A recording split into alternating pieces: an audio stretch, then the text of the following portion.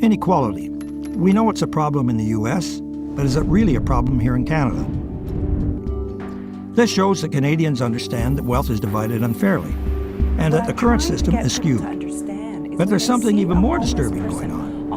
As bad as Canadians think inequality is, the reality is much worse. With your questions in mind, we hit the road today.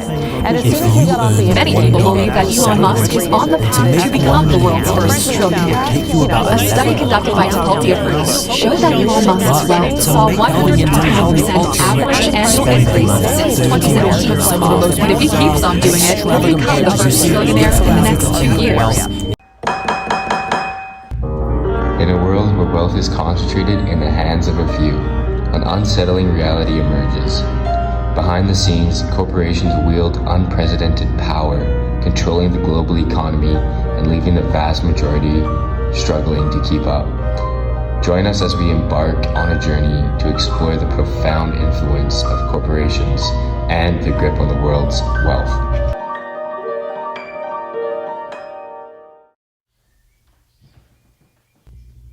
Our story begins with the rise of corporations in the late 19th century. Initially conceived as tools for economic growth and innovation, corporations gradually gained power and influence. The idea of a corporation was to create an entity separate from the individuals running it, with limited liability and the ability to accumulate wealth beyond their own resources.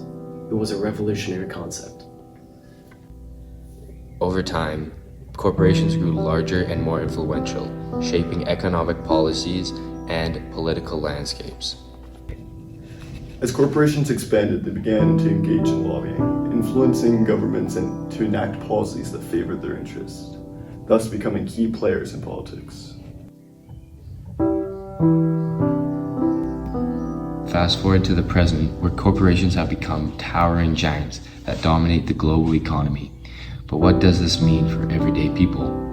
We live in a world where large corporations hold massive amounts of wealth and influence. They control entire industries, dictating prices, work conditions, and ultimately people's lives. The top 1% of individuals control a disproportionate share of global wealth, and a significant portion of it is held by corporations. When corporations accumulate vast wealth, it creates a power dynamic where they can dictate the rules of the game. It perpetuates income inequality and stifles the growth of smaller businesses and individuals. The overwhelming influence of corporations has far-reaching consequences on society, the government, and even democracy itself. Corporations often prioritize profits above all else, sometimes neglecting social and environmental responsibility. This pursuit of short-term gains can lead to exploitation, pollution, and a disregard for human rights.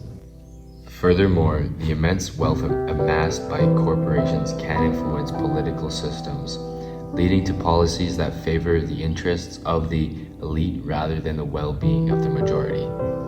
The concentration of wealth and power in the hands of a few corporations determines the democratic policies we hold dear. It creates a system where decisions are made by a select few rather than the best interests of the majority.